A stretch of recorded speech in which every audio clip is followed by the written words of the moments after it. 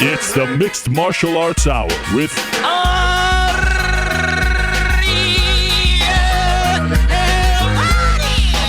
The Mixed Martial Arts Hour back in your life on this Monday, April 25th, 2016. Hello again, everyone. I'm Ariel Helwani. Inside our New York City studio. Wow. When I said goodbye to you around 160 hours ago, last Monday, when we signed off, could you have ever in a million years predicted that the next 7 days would turn out the way they did? I mean, honestly, I talk often at the very top of this show that this sport is unlike any other, that covering this sport, that being on this beat, if you will, is unlike any other, at least in sports. Last week takes the cake. Last week was probably one of the most bizarre weeks in the history, at least the short history, the recent history of the UFC, at least since I've been covering it. And I've been around for at least 8 years now, and I've seen some weird things, but this is some kind of drama, my friends, and it continues to turn and it continues to get better. Wow. Who could have predicted it? Okay, in short, Tuesday, Conor McGregor sends out a tweet that he has retired. Later that day, Dana White says that he has been pulled from UFC 200. On Thursday, Conor McGregor comes out with a pretty heartfelt statement explaining why he was not interested in coming to Las Vegas to do all the media stuff, the promo stuff, etc. Friday, there's the UFC 200 press conference. They show up with an empty seat and Nate Diaz. Dana says at the top of the press conference that Diaz will remain on the show, will remain on the UFC 200 card, and then he says shortly thereafter that he is not interested in remaining on the card. Late last night, Conor McGregor says he's back on the card. Earlier today, Dana White tells the world that's not true. What in the world is going on? It is a wild and wacky time. And oh, by the way, in the midst of all of that, John Jones' return looked somewhat ordinary, but won the interim light heavyweight title. He defeats OSP via unanimous decision at UFC 197. And Demetrious Johnson, all of a sudden, is everyone's sweetheart. All of a sudden, everyone's saying he's the best in the world because he starched Henry Cejudo in the first round via TKO. What in the world is going on? And oh, by the way, Benson Henderson made his debut in Bellator on Friday and lost 5 rounds to none to Andrei Koreshkov. That didn't go as planned. What in the world is going on? All right, let's make sense of it all. I can't wait for today's show. There's a pep in my step. This is big. We have a lot to discuss, a lot to get to. So let me run it down quickly and get to our first guest. I know a heck of a lot of you want to hear from him. At around 4 o'clock, we will hear from the newly retired, yes, I said the newly retired, Paddy the Hooligan Houlihan. He retired this morning. Shocking stuff. Paddy Houlihan, who was supposed to fight in less than a month, in a couple of weeks in Rotterdam, his career is done. One of our favorites. We will talk to him and get an explanation as to why. At 3:05, Michael Venom Page, who was victorious on Friday night in Bellator, will join us in studio. MVP in studio. How about that? Yes. Can't wait. 2:05, the Sledgehammer, Alir Latifi, will join us in studio as well. How fun is this? 2 in-studio guests. What a time to be alive. 1:45, Daniel Cormier, the UFC light heavyweight champion, who did a fantastic job on the mic on Saturday night. He will join us at 1:45. At 1:25, Dominick Cruz will join us as well. How about that? Dominick Cruz, who was on everyone's mind on Saturday. Everyone's saying that they want to see Demetrious Johnson fight Dominick Cruz now in a rematch. How about that? Dominick Cruz is going to stop by at 1:25. And in a matter of moments, we are going to be joined, my friends, by Conor McGregor's head coach, the head coach over at SBG Ireland, the one and only John Kavanagh, who is coming on to make sense of this great world for us. Trying to connect with him. There is obviously... Oh. He's giving me a new number. His old number, apparently. That's how big things are these days for that team. His old number is incommunicado. This is the soap opera to end all soap operas. I mean, Wednesday, when this was all settling in, was one of the crazier days of my career. And I'm not just saying this because I'm trying to puff my chest out, but doing 14 interviews about a topic that was still very much in the air was dizzying, to say the least. That's when we thought that Conor was retired. Oh, here we go. Whoops. All right, I gotta do this. This is great. Jeez. Just give me a second here. My eyesight sucks. Now you see me. This is live radio at its finest, my friends. What a way to start. Try that, Eric. I hope your typing is quick, because we are loaded. Back to back to back. Can't wait to hear from Dominic about Demetrius Johnson. Can't wait to hear from DC about where he stands regarding UFC 200. Will Daniel Cormier versus John Jones be the new main event for UFC 200? Will they figure this thing out with Conor and Nate? How about Nate Diaz showing up and flipping the script? How about Dana White using the fair excuse? That, to me, was the most shocking turn of events of all. Known him a long time, had the pleasure of covering him, or have had the pleasure of covering him for a very long time. Never thought I'd hear that one. Theater at its finest. Did I type this right? For God's sakes. Did I get it? My eyesight sucks. I really need to get it checked.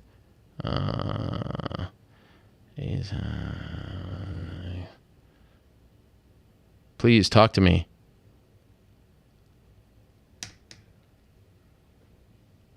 I guess I typed it wrong. All right, here we go. Let's go to line one right now. He made me sweat there for a second. I thought his tweet was a sign of things to come. But yes, we do have him. The head coach over at SBG Ireland is here, Mr. John Kavanagh, here to make sense of this crazy world. John, are you there? What's up, Ariel? How are you? I'm doing great, John. You know, usually we have you on the show before a fight, after a fight.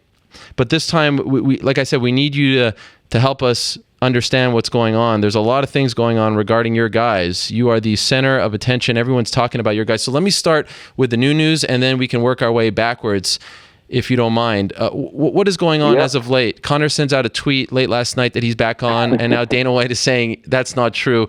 Can you help us make sense of this all? Oh, I'll do my best. So I'll tell you what I do know. Okay.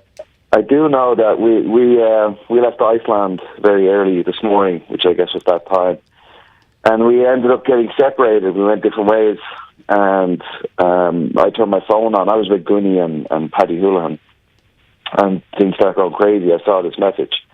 Now, I didn't know about this, and neither did his manager, so it was news to both of us when we saw it. I haven't been speaking to Conor since, because I've had a bit of a day with Paddy, as I'm sure we'll get to, and then also getting Gunny settled into house here. So I presume I'm going to see Conor this evening in training and find out the exact news. But that's how I heard about it. Well, when you separated, when you went your separate ways, what was the last that you heard? That the fight was off, that it was on, that they were working towards fixing it? Where did it stand the last time you spoke to him? He was still kind of positive that there was going to be good news coming, and I just seen there an article that Conor being on the card would add 45 million to it. ESPN have estimated. So there's a lot. I think it's moving in the right direction. I'm not sure. I guess they're holding out for the John Jones and maybe DC too to try and fill that spot. I don't know what the latest on that is. I don't know if you can tell me that. Well, you'll tune in later in the show because Daniel Cormier will be joining us. How about that plug? Oh, okay. Wow. This is the show to be on. Yes. So I think there's a lot of positive momentum going in that direction. It really is. It seems to be coming down to maybe not ego is the right word, but I guess standing for a point. But at some stage, you've got to see that maybe it's pointless just to upset so many fans that want to see this fight and ignore the kind of numbers that are going to be brought in over,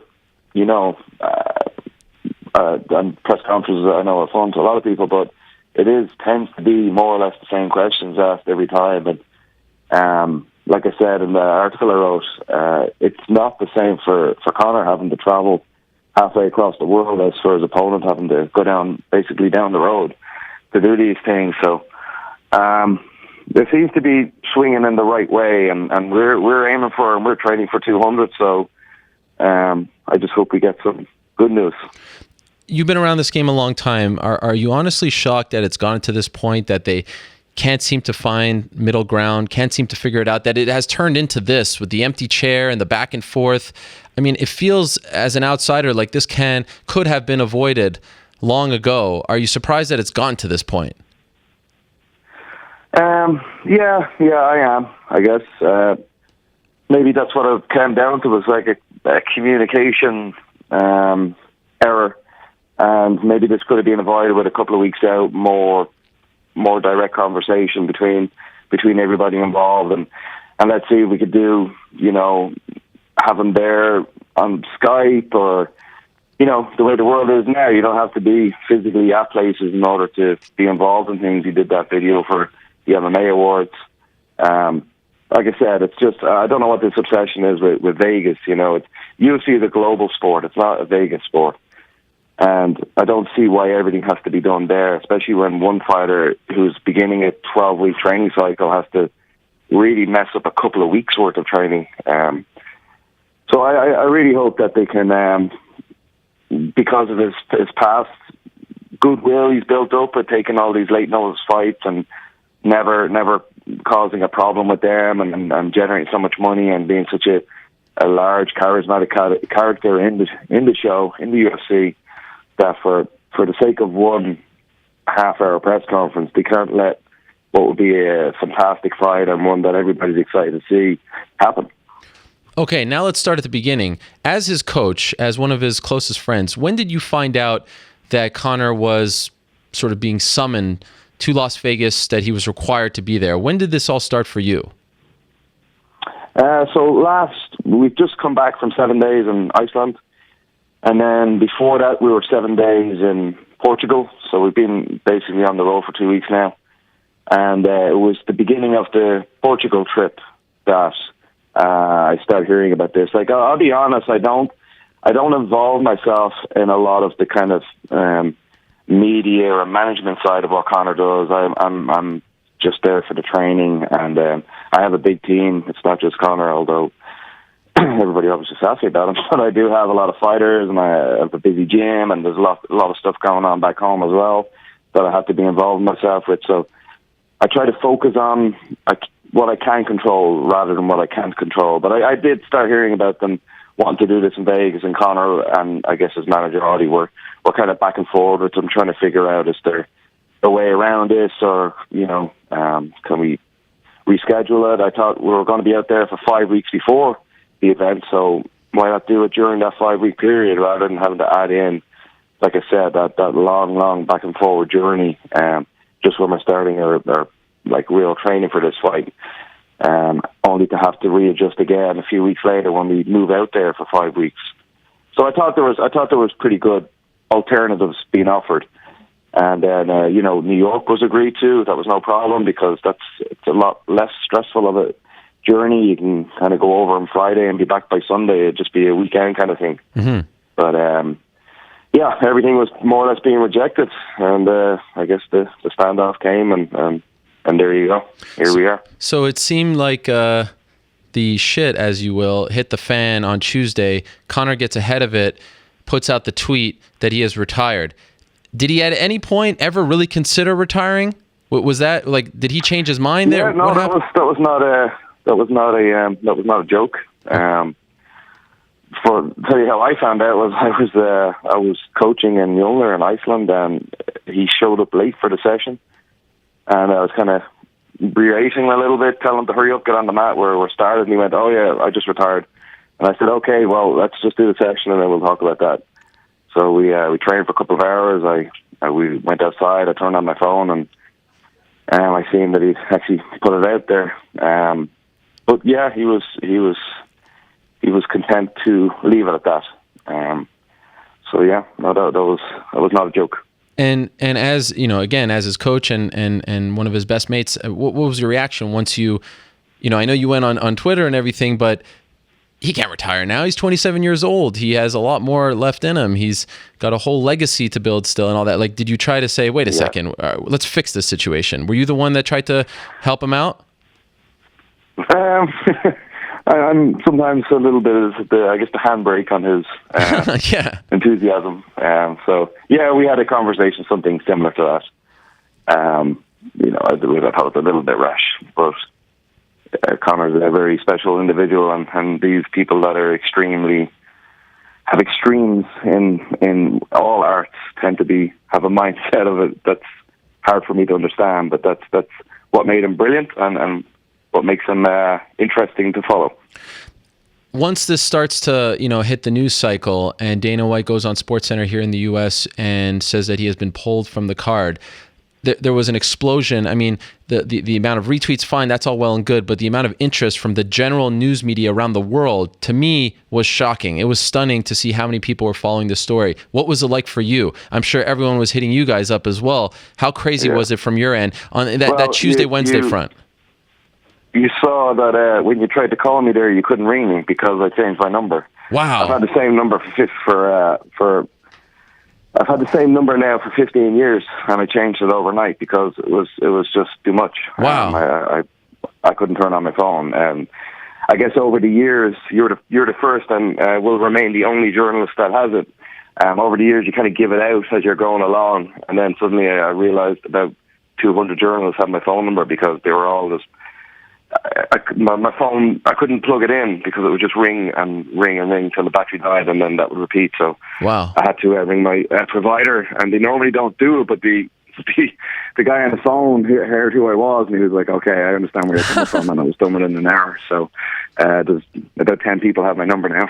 Wow. But anyway, so it was very extreme. I'm used to the build up to a fight, and I'm used to, you know, post fight, and there's the same couple of people that call or the same couple of messages, but it was networks in Australia and all around Europe, Italian TV, all over the States, Canada, South America, everybody, and it was insane. I guess that was the only word I can use. Now, in that piece that you just referenced for the 42.ie, it's a great piece. I suggest everyone checks it out. You mentioned that you actually reached out to Dana White on your own to try to salvage all of this. When did you do that?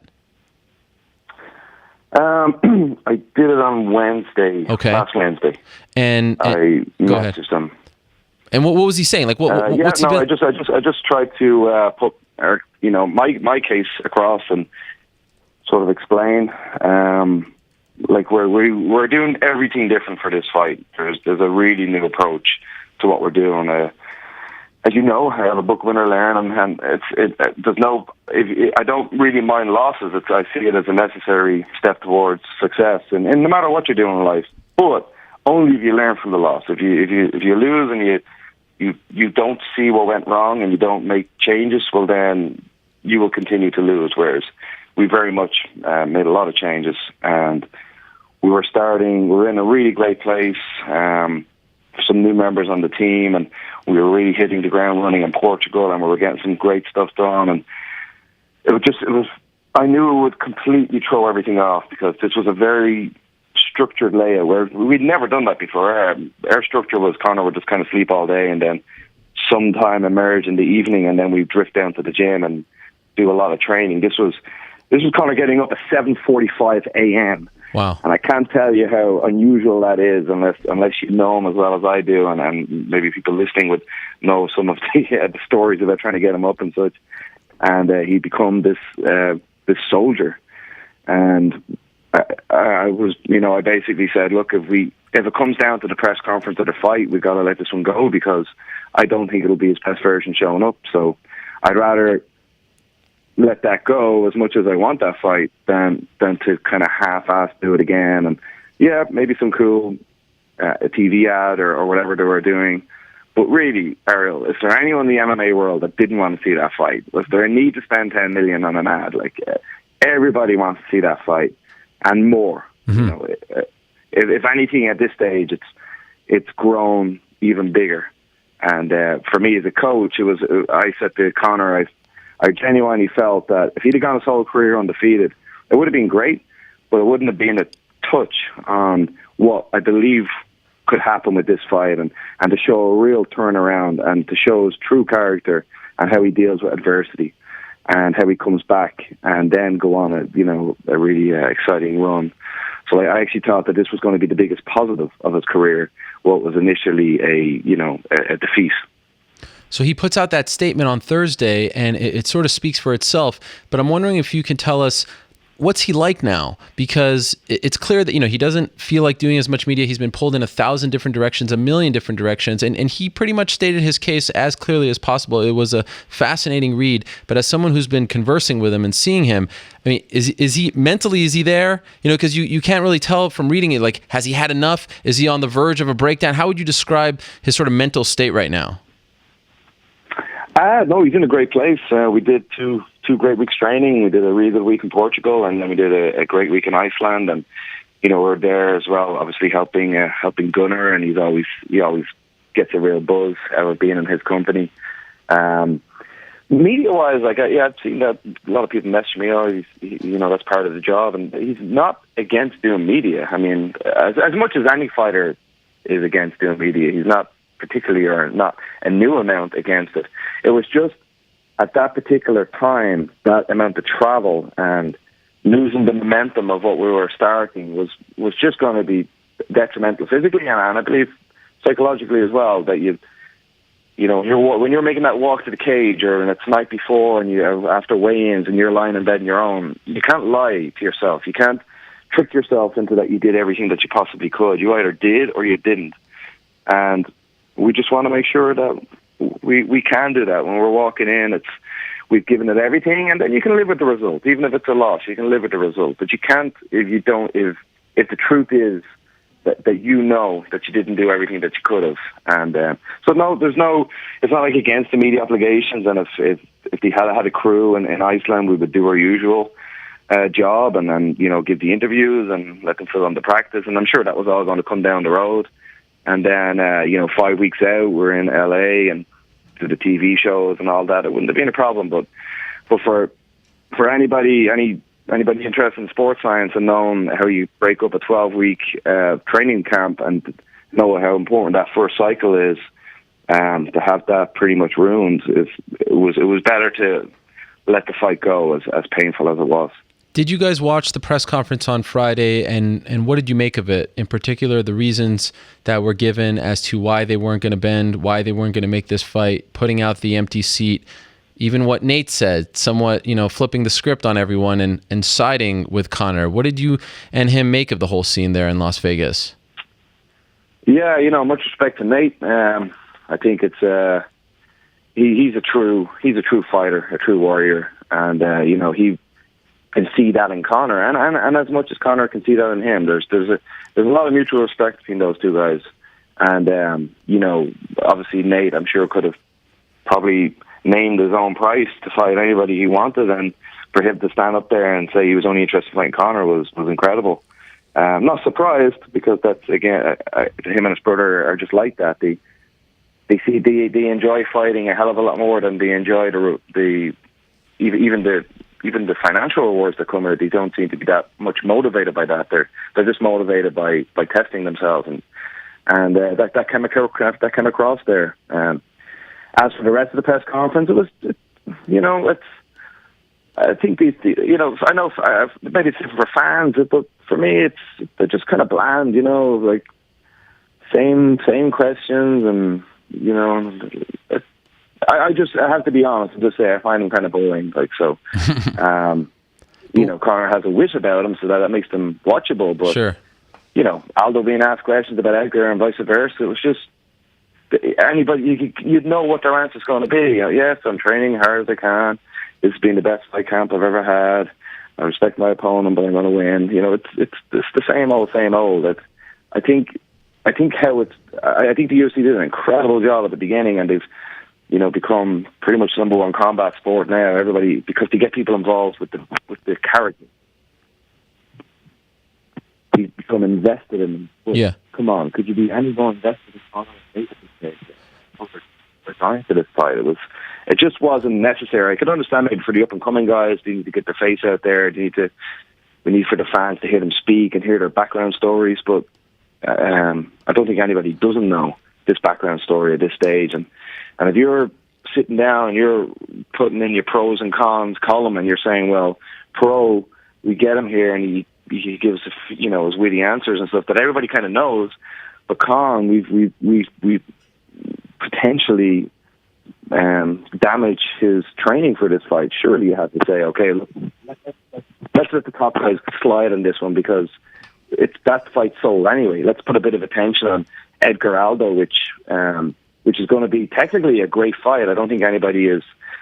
Any true MMA fan is not super excited about that fight. I am. I'm going to be studying it, but also numbers-wise, I might be wrong. Someone can, no doubt, will tweet me a correction, but I believe it was the lowest ever gate for a pay-per-view, certainly in modern times. So you can see that there's not that interest in that fight from the general MMA people. So maybe they have to do a bit more on this one and get to know them a little bit better. Like Aldo's starting to tweet a bit more now. In the last 10 years, you're starting to see a bit of his personality come out now. And I think Edgar, when it's Edgar tweeting, not the other fellow, but when it's Edgar tweeting, I think he's good fun and he's interesting. So let those guys carry it for a little bit. Let them build it up. But the McGregor fight, McGregor, who he's against, but especially against this one coming back from a loss, that's sold. People are in. Everybody's in. And again, don't bother tweeting me that he has to do it. He was going to do New York, so there has to be a bit of it has to be even. That would be more or less equal travel. So at least make it even. So as far as you're concerned right now, since that press conference on Friday, Dana, Lorenzo, anyone from the UFC reach out to Conor or vice versa? Is there any kind of dialogue? Because it would seem right now that things aren't going so well as far as the relationship is concerned. Is there any? Is it dead at the moment? Is there some glimmer of hope? What can you tell the people? Yeah, I mean, the messages I've had back and forth with Dana, it's all positive. I mean, he always says how much of a fan he is, and as a promoter, obviously having someone like Conor is a dream that. And all these late changes, he's never blinked. He's never hinted at not doing the fight. He's always just done it. So there's still the massive amount of respect there, but, I suppose they're trying to make a point that, well, if that's the rule, that's the rule. But I don't know. Like I won't pretend. The UFC have done an amazing job over the last decade or so in building up. So they obviously know what they're doing. They're definitely doing something right. But I do think they are dealing with somebody different than they've ever dealt with before, and it is different. That's just how it is. It is different. But as it is right now, I don't know. And that ESPN report coming out, and then I'll definitely be staying on to hear what DC has to say. If maybe he's about to announce him and Jones are the new main event. Yeah, it's MMA is in the exciting times, I guess. We have another few days of this drama playing out, and let's see where it ends up. But I'm 51% optimistic and 49% pessimistic. If you want to know my feelings on it, so 51% is not too bad. Tipped towards. And by the way, what do you make of Dana saying that he won't be on the New York card? Because I know that was important to you guys. Yeah, that was hard to hear. I really think that's going too far. He was bold, but I mean, he didn't. It wasn't anything that bad. So if we get the slap on the wrist for 200, we definitely can't be put on the naughty step for New York. I mean, as an Irish guy in New York and the first card at Madison Square Garden, I mean, I think Conor will show up anyway and fight someone in a changing room. He doesn't put him on the card, so we have to be on the New York card. Are you worried at all that this relationship may be broken for good, or do you feel like they'll fix it at some point? Do you feel like Conor will still fight in UFC at some point? I don't think we've gone past any point of no return. There's mutual respect from both parties, and everybody's Dana and Lorenzo and those guys are sensible businessmen, and this is just one of those things. And I have no doubt that we'll we'll continue with the tradition. After his next fight, Lorenz will bring in his bottle of Middleton, and we'll do our usual toast, and we'll carry on. Okay.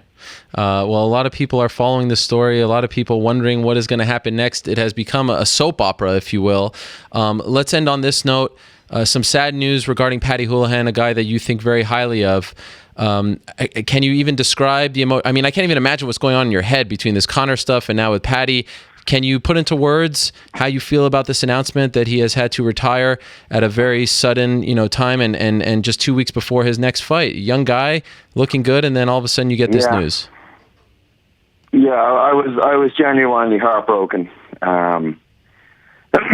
It's just some super rare genetic disorder, and like he said in his own statement, you've got guys that can take PEDs and it's a fine or a small ban and they come back, but this is just something, a sort of a roll of the dice when he was born, and he just happened to have this, and it's been pretty incredible what he's been able to achieve with it. But for it to be cut short, and he had a few, there was things that were changing and training for him that I felt he was going to give it a good run. Now, in saying that, we obviously had the absolute tragic situation with John Kavanagh. Sure. I guess it's 2 weeks ago now, and that's real tragedy. This is a sports career cut short, and the selfish side of me is somewhat not absolutely broken up about it, because we're opening up this mega gym together in a couple of weeks, and now he's 100% focused on that, and not kind of half focused on fighting and half on that. So I'm looking forward to a new relationship with Paddy. We're two coaches now, and we're more buddies than student and coach, and I'm very excited to see him direct this energy towards getting his own gym successful and producing his own little team of fighters and making a real positive impact on his community. He's so proud of where he's from, and I know he's going to do great things there. Well, one of my favorite people, hard news for me, one of my favorite people that I've ever met in life, period. Just an unbelievable human being, and I look forward to talking to him later on today. For now, we have to say goodbye, John. Thank you so much. I know you're very busy over there, and I really appreciate you coming on. I know you have that book coming out in July. Perhaps we need a couple of new chapters. Don't print it just yet, because... Yeah. I think it's actually, they put it off till September now, the book. So okay. Well, who knows? Maybe there's an extra chapter to go in. Win or learn. I do suggest pre-ordering that as soon as possible. Can't thank you enough. Appreciate the time, John, and keep making sense of things for us. And no more troll tweets, okay? Because I can't handle those anymore. My heart is feeling like a 9-year-old at this point. But really, thank you so much, and good luck to you guys. Thanks so much, Ariel. Let's speak soon. Okay, always a pleasure to talk to John Kavanagh. It's a pleasure to talk to John Kavanagh.